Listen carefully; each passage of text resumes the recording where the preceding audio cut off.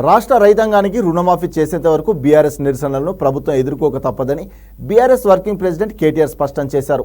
రుణమాఫీని పూర్తి స్థాయిలో అమలు చేసేంత వరకు ఉద్యమాలు చేపట్టాలని కేటీఆర్ బీఆర్ఎస్ శ్రేణులకు పిలుపునిచ్చారు. రేపు రాష్ట్ర వ్యాప్తంగా నిర్వహించే ఆందోళనలు, నిరసన కార్యక్రమాల్లో పాల్గొని విజయవంతం చేయాలని పార్టీ శ్రేణులకు ఆయన సూచించారు. ధర్నాలు చేపట్టే దానికన్నా ముందు సీఎం రేవంత్ తెలంగాణ తల్లిపై చేసిన చిల్లర వ్యాఖ్యలకు నిరసనగా విగ్రహానికి పాలాభిషేకం నిర్వహించి నిరసనకు దిగుతామని చెప్పారు.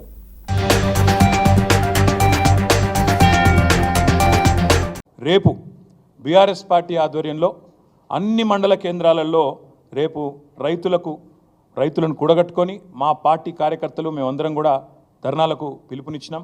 నేను ముందుగా ఈ ధర్నాకి పోయే ముందు మా నాయకులకు నేను విజ్ఞప్తి చేస్తా ఉన్నాను.